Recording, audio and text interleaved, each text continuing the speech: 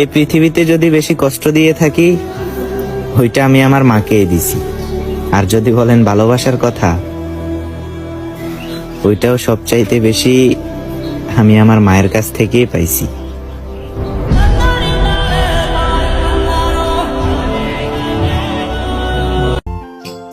আমার চোখের নিচের কালো দাগটা পড়লো না তোর চোখে, তুই কেমন আগুন জ্বালায় গেলি, মরছি ধুকে ধুকে।